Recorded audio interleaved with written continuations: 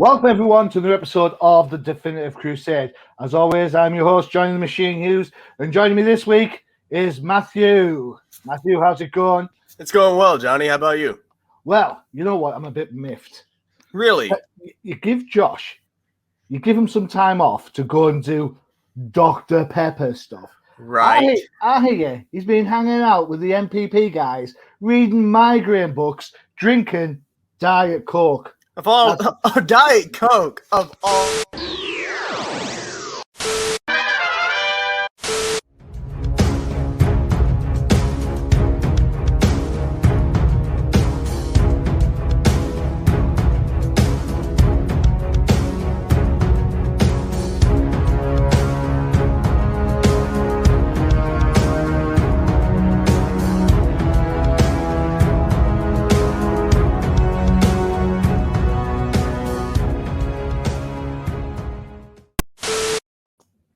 Diet Coke. Hey! Really?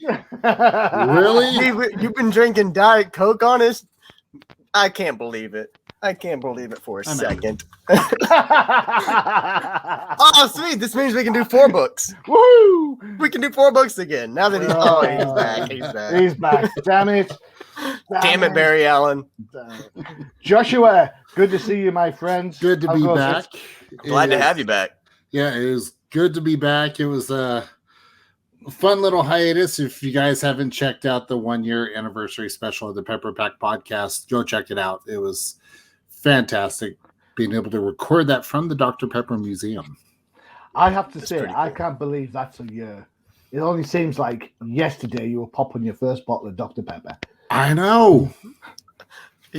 And so many Dr. Peppers have been drank since then. Yeah. Oh, yeah.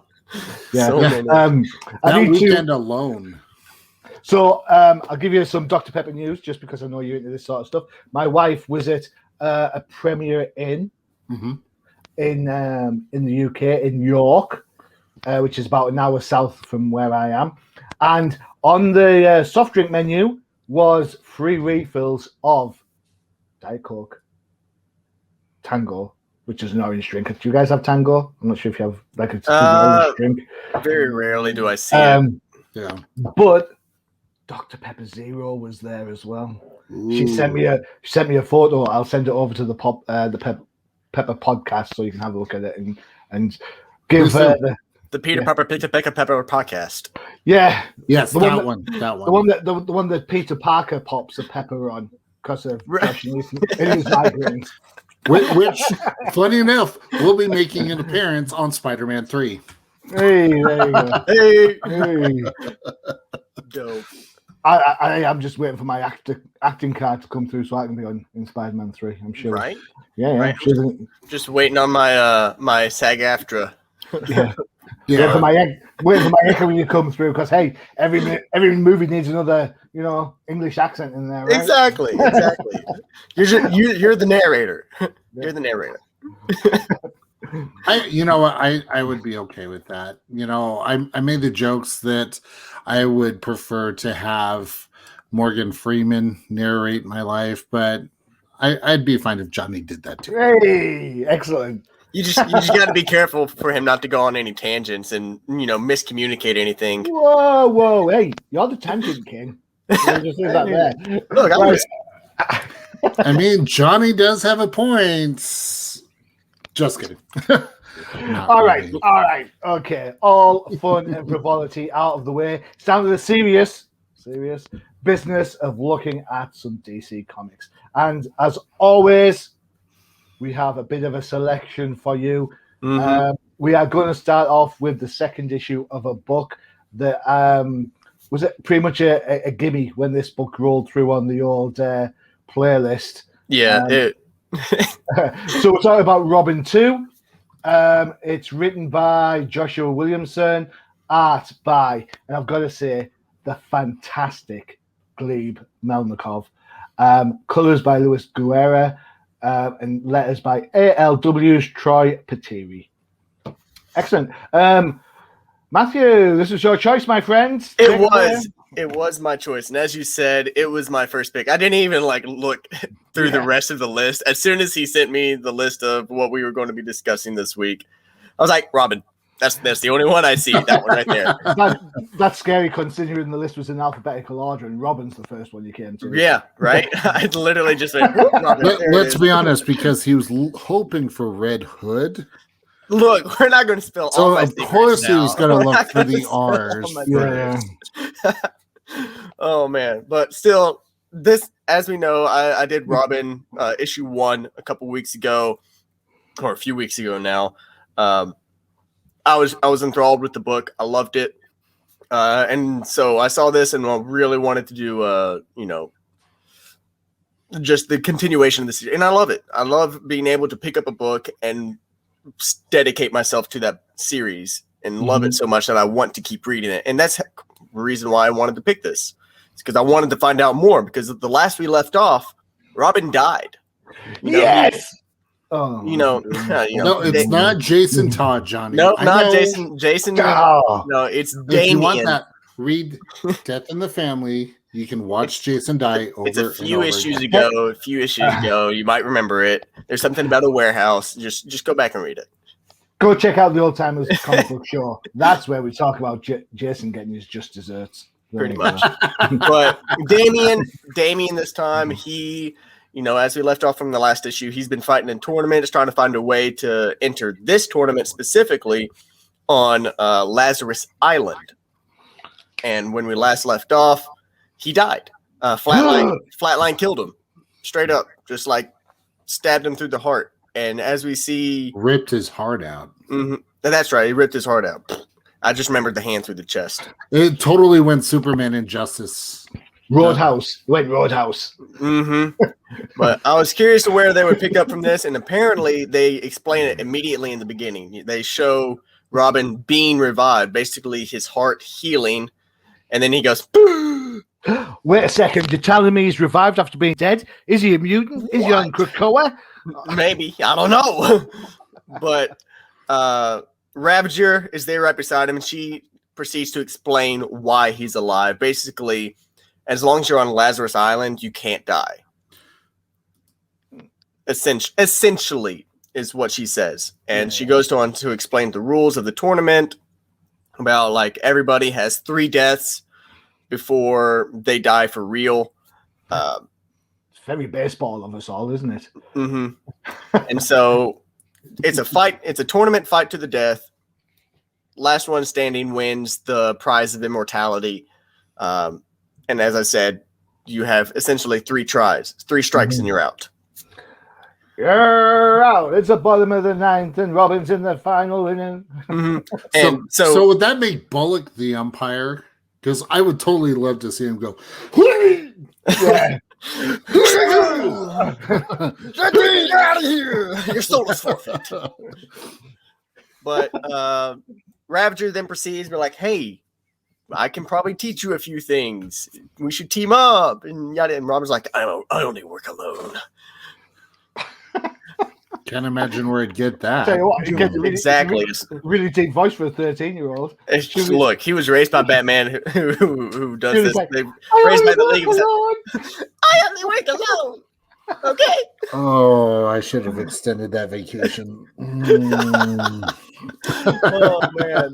But once again, artwork's really well done. I personally like this little interaction. If you go back, this little interaction that he has, he immediately notices Flatline, and Ravager goes, "Careful, you can't fall for the first girl who kills you." And I thought that was really funny. For some reason, it caught me off guard. I feel like there's a lot of truth to that. Yeah, right. A woman who can kick my ass.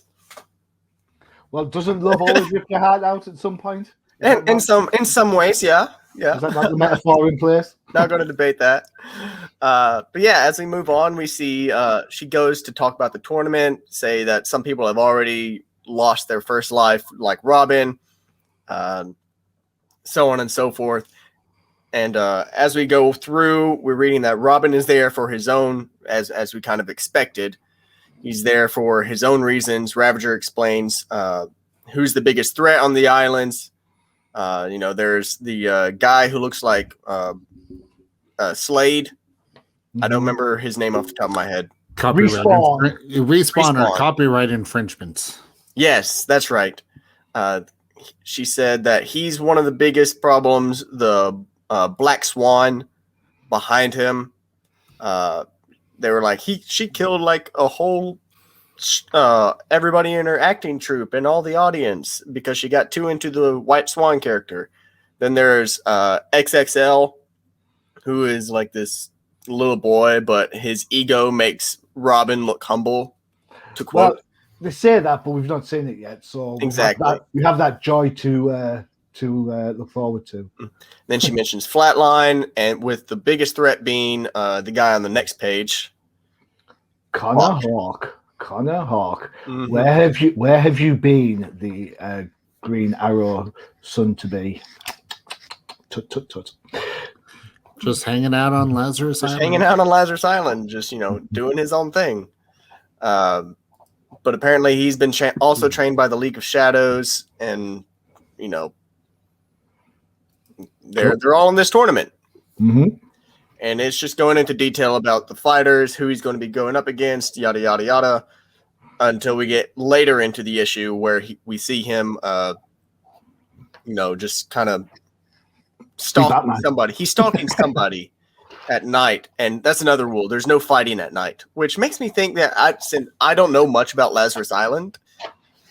It makes me think that the only time people can't die is when the sun's up. It's like Gremlins. Whatever you do, don't get them wet. Don't feed them after midnight. Mm-hmm. And don't cut yourself. Right. So is that the same rules we use with children? Sometimes. I mean, at least don't feed them after midnight. Hey, I live by the beach. The kids are always getting wet, so in one way or another.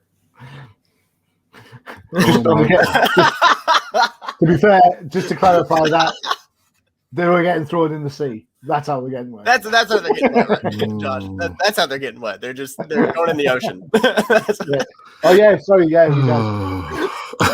Josh is like, I came back too soon. I mean, so Josh, just so you know, you've used all your vacay days for this season. Sorry, mate. Mm-hmm. You gotta wait till season 2. I'm gonna have a strong worded letter to the audio guy. That's all right. He only hears, he doesn't read. Yeah, this is a very good issue. It kind of goes on, as I said, he's stalking somebody, reveals the largest Lazarus pit he's ever seen. Him and Flatline end up, talking to each other for a while.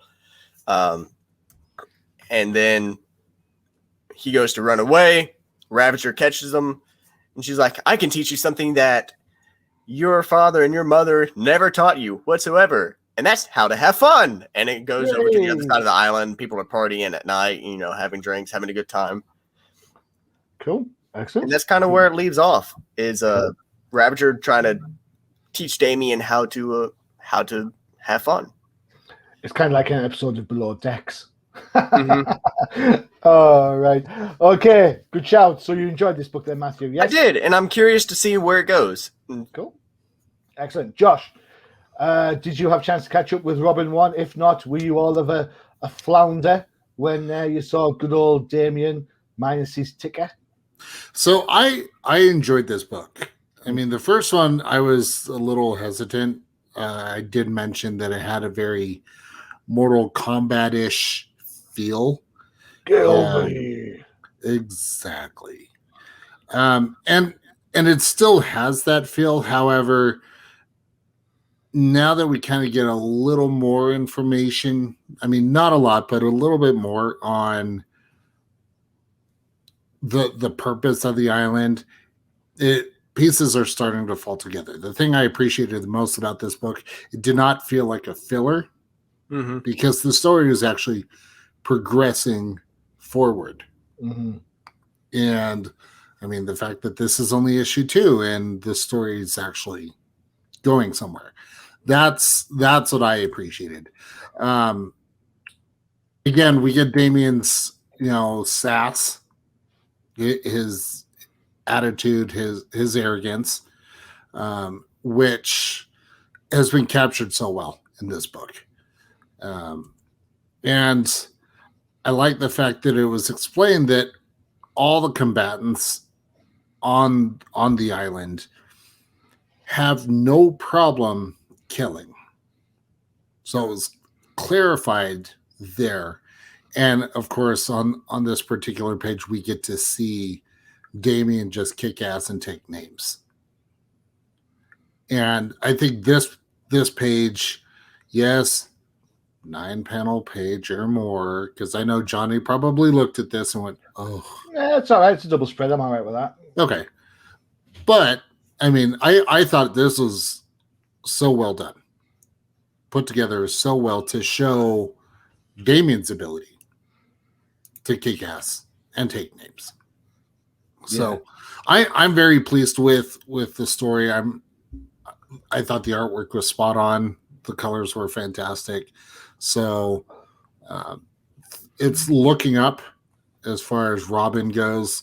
But I'm still going to be cautious because I've had books in the past that get me really excited in issues 1 and 2, and then come 3 or 4 starts to go downhill. So I'm not going to hold my breath on it just yet. But all right. So I have to say that this book, I was kind of, when I saw it on the list, I knew Matthew would go for this, and I read it, and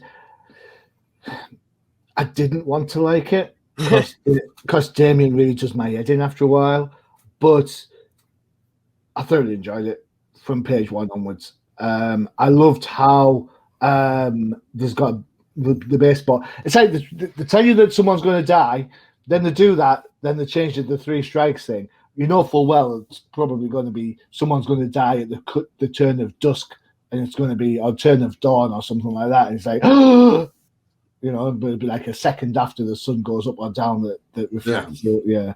So that's I'm waiting for that. The setup, you knew he was never going to be dead anyway. So yeah, that was kind of interesting. I've always liked Ravager. Ravager's a cool little character. Good to see her get some attention.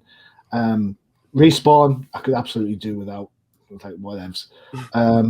My favorite bit, I think, is I liked how everyone's got a secret agenda. Ravager's clearly up to something. Robin's up to something, and of course, Mother Death is up to something as well. Hence the giant Lazarus Pit, which I think needs some sort of soul-like sacrifice, which is why people have to die to feed energy into the Lazarus. But I'm just guessing at that. I also liked the art. And if we can just take a quick jump, I think it's page 9. Keep going. There, stop there, back one. I love that panel there where Robin's jumped into the fray, where he's got his like bat shuriken ready to go. I think that's just that captures Damian perfectly. And that's another point that I really liked is that we've seen, you know, Damian being raised by Batman not to be killed. You know, he was started as being trained as a League of Assassins, and then was taught by Batman not to kill, and we've thoroughly seen him being trained not to kill, but to incapacitate his opponents. And now he finally gets to let loose what he was originally trained to do. And then we get this page. So you know, it's all good. I like that Bruce is having issues with voices of Alfred in his head, and I think he's also appeared in Nightwing since Tom Taylor took over it. So it's good to see that he's having an impact on young Damian as well. So I think, all in all, who's editor-in-chief of the Batman line, the fact they've still got that kind of semi-loose continuity between the books does kind of, you know, reflect the emotional status of the characters, which I think is really good. I've got to say, I'm kind of with Josh on this. I am waiting for the other shoe to drop or the other Batarang to drop to kind of spoil this. But for right now, the book it's really fun. It's a really good, fun book. I would never have thought that I would be saying that about a Josh Williamson book because I absolutely dislike his Flash run like nobody's business. But Gleb Melkinoff, I saw his stuff on the Angel book for IDW. Oh, Boom, I think it was. And it was fantastic. So, you know, good to see him back in comic books. definitely. Well, and we've seen that happen where one writer or one artist will do absolutely garbage on one book. Yeah. They jump over to a different character, and it's like night and day. Joelle Jones, for example, on the Catwoman, Wonder Woman idea. I mean, we all loved the idea of Catwoman getting a new book, and then it kind of fell flat. Every time we looked at it, we were like, really? Catwoman? Really? And, but yet, Yara Flaw, the Wonder Girl, because she got demoted, is absolutely, tip top still. Yeah. So, cool. It's a good point to make. All right. There you go. 1 down. 2 to go. Who's next up in the ring? Well, it wouldn't be a DC review show if it wasn't for pesky old pointy ears. That's right. This time around, Detective 1036. I'm Batman. Where is she? Where are the other drugs going? Swear to me. Josh, wow. join in. Come on, join in. Come on, Josh, have some fun. Let loose, man. You just got back from vacation. Why do I have to do this? Yeah, there we go. There we go. All right. Now that the audio guy's going to have connotations when he hears this and go, what the hell's going on? Back to business. Detective 1036. Is it 1036? 1036, yes. 1036, yes, sir. Do we have the old image? There we go. So I've got to say, there we go. Great to see the Huntress back, and she looks gorge in every story in this book. There's a 2-story book. She looks gorge in both of them. So both parts are written by Mariko Tamaki. First part is by Dan Mora. Second part's Clayton Henry. Colors are by Georgie Belair, who I think, as I say every time I talk about her, is fantastic, regardless of which book, regardless of which company she's working for. And again, she pulls double duty on the book, as does Lettra Adita Bidika, who you might have seen on some indie stuff before moving over to DC. There you go. Introduction's done. Joshua, tell us about the book. Wow. I'll admit that one was a bit much for my taste too. But sorry. All right. Sorry. Man, I'm gonna need a Dr. Pepper after this one. Oh, damn. Maybe a little. I was gonna say with a little bit of something in it. Little something, little extra, if you know what I mean. All right, so Detective Comics. Don't tell my secrets. I'm Batman. Don't tell my secrets. Whatever. He's told everyone in the DC universe who he is. Yeah, isn't that the truth? But Detective Comics 1036. So this continues the story, which, if I recall, I know it's been a long time, but we were actually pretty intrigued by 1035. Do you mean what? 25 to 11? Well, So Batman is trying to figure out who has killed Sarah Worth. Mm-hmm. And the last panel, we see Sarah standing there looking like an absolute zombie. But as we go through, I don't think Sarah is who she says she is. No. I know, I'm talking crazy talk here. The first thing I want to note about this book, I loved seeing that front page of the Gotham Gazette. Yeah, mm-hmm. That was cool. That was just classy, and to get the whole Detective Comics 1027 homage right there on the front page, I thought was great. So, good. But the zombie has a lot of remnants of a villain that we don't get to see a whole lot of. Not anymore, anyways. No. But for a while there, I'm thinking, is this Clayface? Is it? But I like the twist that this story is taking And I don't know about you, but I think they could be introducing a new villain. Who's the new villain? Lady Clayface. She's not new.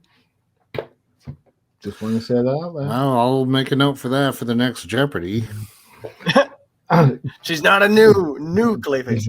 Well, if you go back to Detective Comics 601, let me work out 604 to 609, you'll find that is the Mud Pack 4-parter written by Alan Grant and Norm Brayfogle, in which Lady Clayface absolutely totally makes an appearance. There you go. She's an instigator of the crimes. Mm-hmm. There you go. Okay. See, we all learn something new. I'm not the only one. This happens a lot when I'm on a show with Johnny. I tend to learn more about comics than I ever knew existed. Exactly.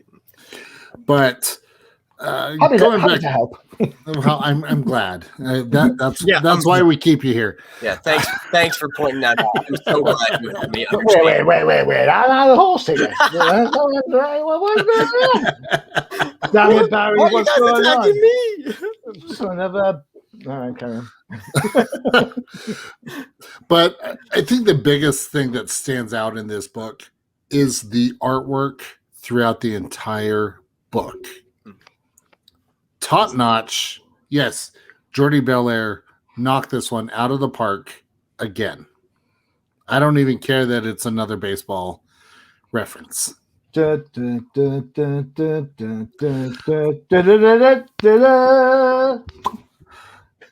out of here. I think my favorite panel, though, is this one of Bruce. Hasn't put the mask on yet, but just standing there in the suit. He's put Lady Clayface in the duffel bag.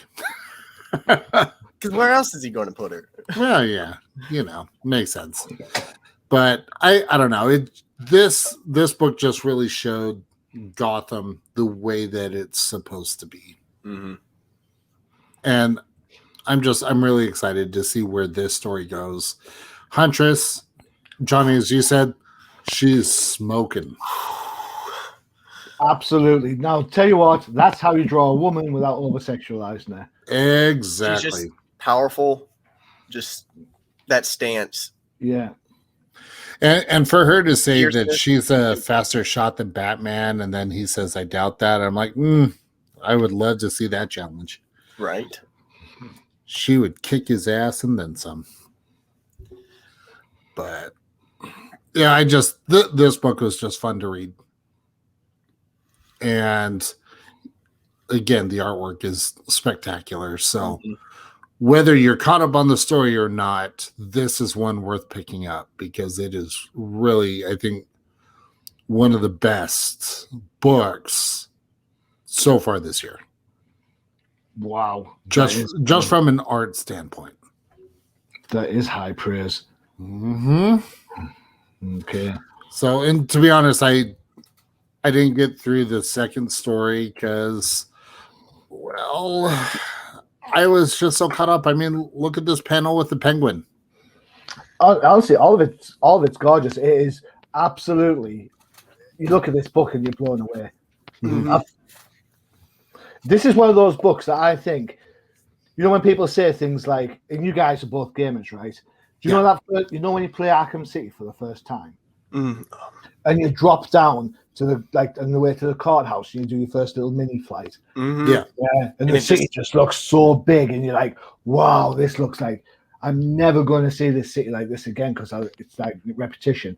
This book is kind of like that. You're going to read this book for the first time, and you're going to be blown away, and then you're going to be saddened because you're never going to feel that way again because you've seen it once, and it can't get better than this. You can't recapture that moment. Yeah, exactly right.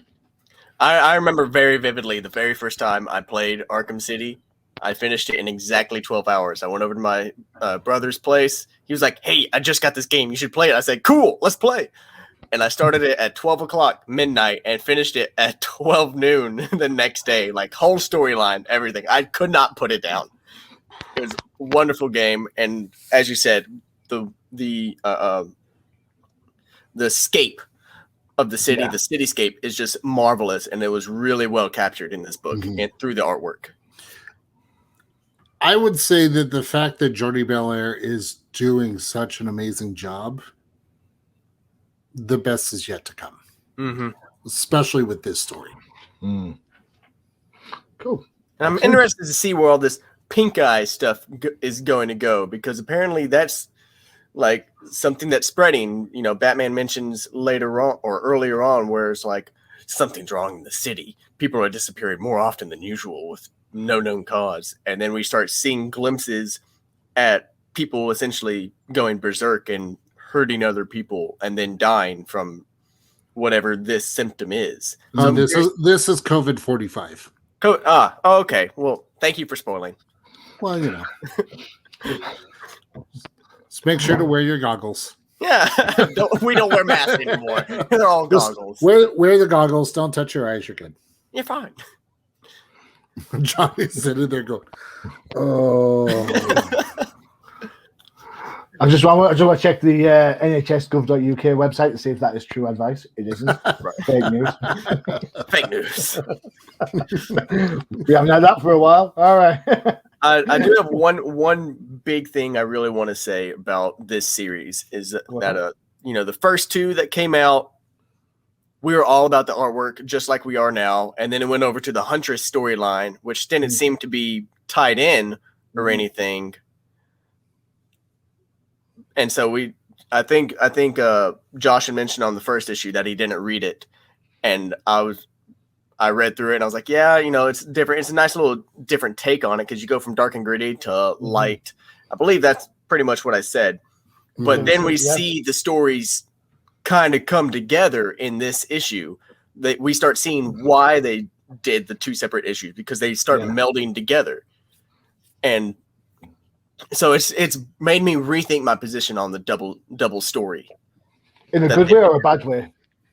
In a good way, because it's kind of like when you're watching like House, for example, watching House MD. You see House's storyline with this patient, and then you see this patient going on, and then this weird chance of them, coming into contact, and House is like, I've got the issue. I've got the solution. And so it's kind of like seeing the culmination of two stories melded together to create something more. I absolutely, I totally get that. It's a really good way of kind of linking them together to give, I suppose, the backup story some added value, because you don't want to have a backup story that has no impact, because otherwise it's just a waste of pages. Right. It does kind of sometimes strike a little bit convenient that you've got in all of Gotham, there's two people that get attacked, and somehow along in all of Gotham, they're interlinked somewhere. But I am going to err with you on this one. I think it's a canny little way of bringing everything together. It definitely works. For me, this book, and Detective, I saw this on Twitter. Someone said this week, what's the difference between Detective Comics and Batman? Because to me, to this person, they're just the same book. Nothing can be further from the truth. Detective has always been the thinking man's Batman book. Batman, the comic, is like your summer blockbuster. Yep. Detective Comics is like the kind of clever little indie film that you watch. Right. The Sherlock Holmes. Yeah, exactly. And the clue's in the title, to be honest. Detective. Yeah.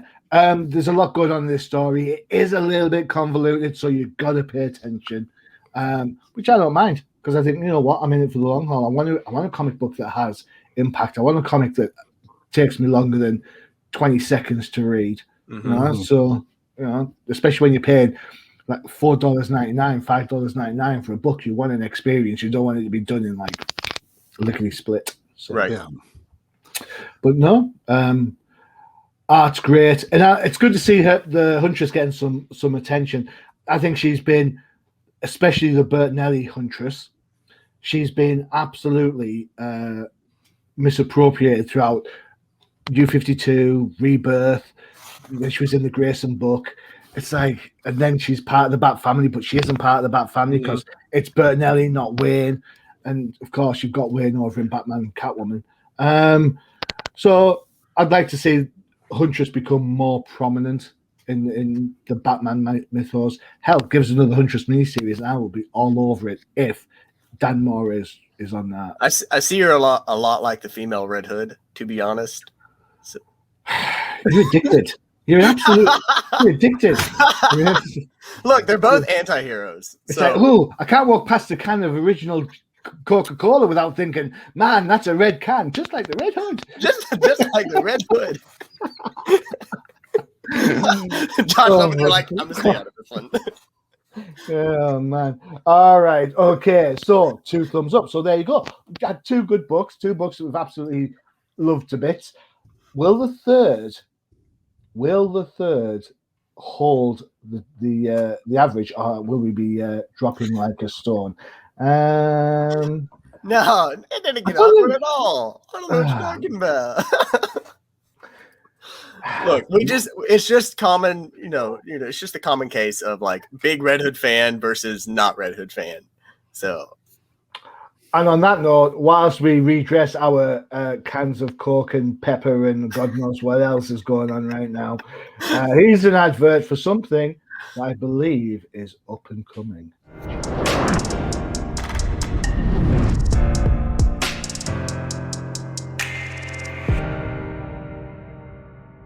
There you have it. Fresh off the press. Keep your eyes peeled for more information as the date gets closer. I will have to say, I believe the wrong video may have been played because on my screen it just showed the 30-second countdown and nothing else. See, no, that is the magic. That's the magic of podcast. Ooh, okay. Okay, I just wanted to be sure because I didn't see anything, and normally whenever something's posted, it shows on my screen what everybody else sees. So see what happens. So when you put your Red Hood on, the eye bits go at the front. That's right. I can't see. Right. Yeah. Yes. When you put it on, just do this. Look, I don't have my helmet on yet. Okay.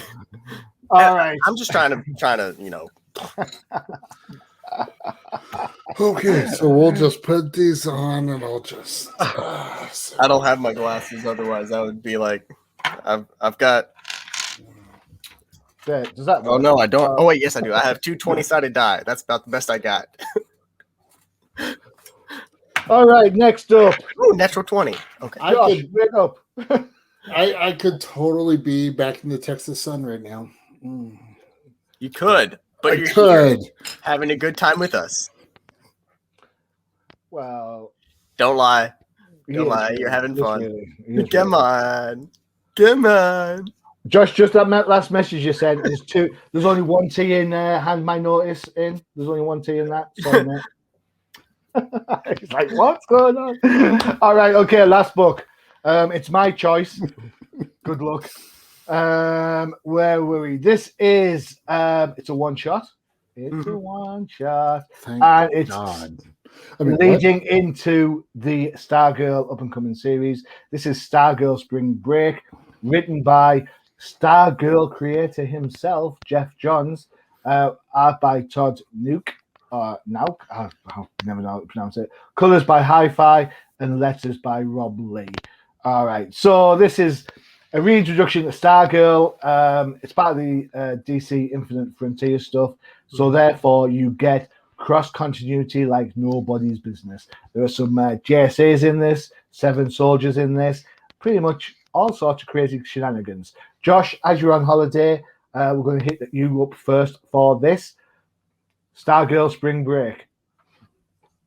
Take it away. I mean, it's an event book. That's the way that I look at it. Was this my cup of tea? No. In fact, as I was reading it, it felt more like a crossover between DC and an Archie comic. Oh, okay, I can say that definitely. Just you have kind of the dark moments with Green Arrow and Red Arrow, and then when Stargirl comes in, that's where the Archie feel came in, and I feel like the art followed suit. Okay. I struggle with Stargirl because it's just, like I said, it's not my thing. And so the colors were nice. I don't think you can go that far, my friend. No, they were really nice, and I'm trying to be nice about the book. Yeah. So not your cup of tea. No. I mean, I tried to give it a good, honest chance, but I struggled with it. It's not one of those books that gets my attention. So, All right, fair point. Okay. So just so we know, Teen Titans Go for you next time. Got it? oh. Um, We're gonna play that game. Okay. pretty much. Low. That was low. Yeah, well. Let's go look. When's the next Red Hood book come out? Yeah, let's do all Red Hood next week. Yeah. Looks like I've got a vacay coming up. Excellent. Coincidentally. All right. Okay. So, what is it about Stargirl that's not your cup of tea? Is it the Justice Society element? Is the fact that she's younger? You know, is it it's just too cheery? I think that's it. For whatever reason, I like my books to be very dark and broody. I mean, even when I read indie books, you know, I struggle with a lot more of the happy-go-lucky. I kind of need to have that dark and twisted tone, if you will, for me to enjoy it, because comic books for me allows me to escape reality. And a lot of times the darker books just allows me to relax and let the stress go with the chaos of the story. All right. And I don't necessarily get that with this book. All right. It's fair assessment. Matthew, Stargirl fan? So I'm quiet. I like the book. I didn't like it nearly as much as any of the other books that I've done before or read before. I enjoyed it, but I kept forgetting it was a DC book. Ooh, I kept feeling more like, oh, am I reading a Marvel? Am I reading a DC? No, it's DC characters because the Stargirl is DC. But I'm just from the lightheartedness, it felt a lot like a Marvel book. Even when they got to the fight scene, when they were, fighting the ship and fighting the time Clock King. I almost said Time Lord, but that's Doctor Who. Who? Exactly. You know all about Doctor Who being in England and all that. Yep. Travels through all time and space, always to fall into present day England. Exactly. But yeah, I just kept. It didn't have the same feel, but then again, I did read the other two first, and so I got the dark and gritty feeling and mindset, and then went into this, and it was lighthearted, and that's more than likely how it was designed. It was designed to be a lighthearted issue. Okay. And so I think it was well done. As Josh said, I did like the artwork for it. It just didn't feel the same as other DC books that I've read. Okay, cool. Interesting point. So it's well-known fact that Courtney, the character of Stargirl, is based on Jeff Jones' sister. Hence, he takes such a keen interest in her character development. One of the things I liked about the idea of the Stargirl book is the fact that it's yet another way or another step towards bringing the Justice Society into play. And what you see in this is you see a couple of JSAs in there. You've got Stargirl, you've got Stripe, you've got Crimson Avenger. Over in Infinite Frontier, you've already seen the Alan Scott Green Lantern. There's still people missing. There's no, I can't remember seeing Wildcat. There's definitely no Power Girl. So if you're going to start bringing the Justice Society back, let's start with bringing back some of the heavy hitters. Is this book aimed at me? Probably not. It's a fair shout. Both Josh and Matthew picked on this is a lighter book for sure. Is it aimed at the fans of the TV show? I think so. Yeah, probably is. And you know what? And if that's your bag, you know what? One of the things I love about DC, especially in its multimedia, is that it doesn't just use the migraine plug and play methodology where characters are kind of interchangeable. You want something dark and gritty? Fine. You've got your just Zack Snyder Justice League film. If you want something lighthearted and crazy, you've got Suicide Squad or Birds of Prey. If you want something that's a little bit more thought-provoking, a little bit more out there, you've got Joker. You get lots of different types of, if you want honest to goodness superhero stuff, you've got Shazam, Exactly. and that's kind of one of the things I like about DC is the fact that they can flip the tone quite readily, and they've got characters that allow that rather than trying to pigeonhole people or pigeonhole characters into that. Well, and the flexibility whenever a big TV show or a movie comes out, they're able to work the comics around that. I mean, you look at Aquaman. Yeah. We saw an influx of Aquaman books around the time of the movie. Definitely. We saw, an influx of Shazam books around the time of the movie. So same thing with Wonder Woman. Are all those books going to be, for everyone? No. I think a lot of these books are going to be geared towards people who don't know the characters like we would. And that's a really good observation to make when you consider that this book deals with a lot of history. Mm-hmm. Whether that be the actual history or a revamped history to allow the characters to exist. It's a starting off point. Mm-hmm. So, to be honest, I always think of Stargirl as DC's versions of Kitty Pryde. Yeah. And I'm going to sound absolutely sacrilegious when I say this, but I'm not a huge Kitty Pryde fan either. No. Blasphemy. Why? And then there's me. I'm just like, meh. Cool. All right, there you go. So 3 books, 2 winner chicken dinners, a third that you can maybe kind of have a look at. Dinner. Yeah. Stick it in the microwave, 5 minutes, high heat. High heat. Sounds like my dinner last night. Just stuck it in the microwave. Oh, time to eat. All right. So I do have one thing I wanted to talk about. This is actually kind of some breaking news that could impact DC Comics. So it was just recently announced that the merger of Warner Media and Discovery is now going to be called Warner Brothers Discovery. I saw this. Over the weekend. Mm-hmm.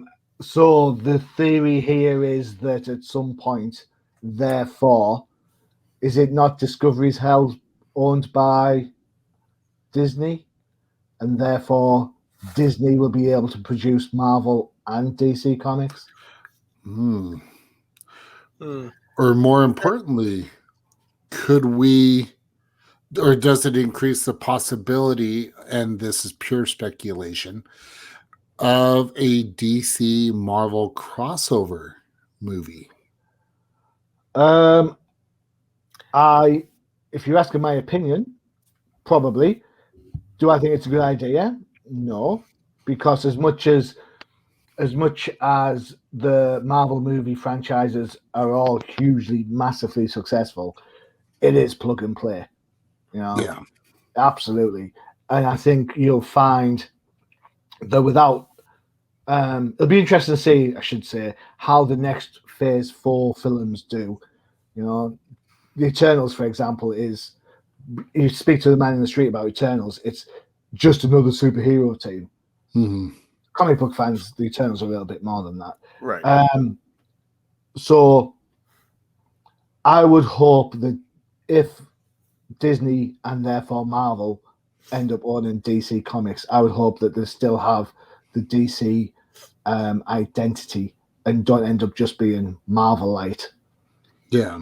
It's kind of like how Marvel can technically do X-Men movies now. because Disney owns Fox, right? Yeah. Yep. Yeah. So if they, I mean, we haven't seen a Disney X-Men film yet because there's still some rights and rules that they have to Well, follow. we're still seeing sort of that issue with Spider-Man. I mean, look at Venom, which I'm really excited for, by the way. But Let there be carnage. DC.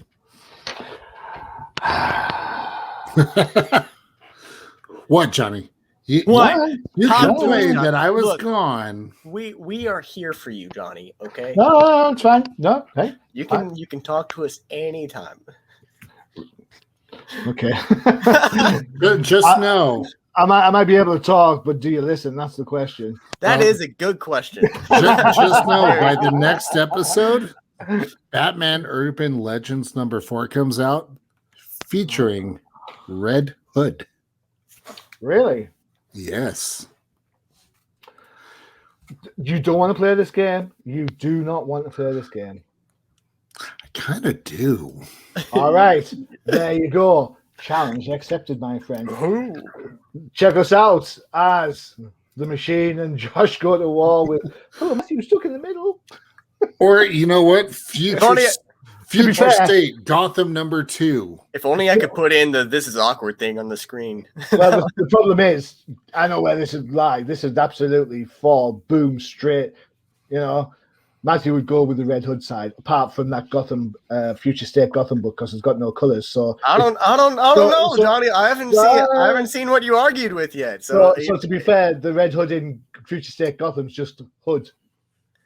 There's no red. Yeah, future. I haven't read the next book yet. So we'll have to see how it goes. If they decide to actually put in the color back for Red Hood, and actually that's really then it'll be all good in the hood. Then it will be something. I'm leaving. Leave studio. Where do I go? Yeah. Bye. I think Josh has been hanging out with 13th Crusader too long with that bad joke. Look, he's dealt with us for this whole video. He gets to put in a few things. Right. There you go. Finally, I can say, don't forget to check out the UCPN for all your favorite podcast shows, including Josh. The one and only Flipside Focus, your home for all indie comics. Exactly. Glad to have that back. Definitely, because there have been some absolutely sparkling books. Ooh. Definitely. And Matthew, what's that gaming thing you're on with that whole card stuff? And don't forget to check out the Jank Think Tank, where you see me and Josh's faces. I'm the pretty face. He's just there. Look, his beard is better than mine at the moment, so we accept it. But make sure to check that out. We do Magic the Gathering content. We talk about decks. We play games. We talk about combos. Even do spoiler reveals. Wink, wink. And then I've got a TikTok channel called Knight's Declassified Magic Survival Guide, where I discuss different formats, game styles, and combos as well. So make sure to check those out. And of course, don't forget the Old Timers Comic Book Show. I almost got the title of the show wrong. Where you get to hear all the original stuff about old characters such as Lady Clayface. All right. So I am your host, Johnny the Machine Hughes, once again saying adios.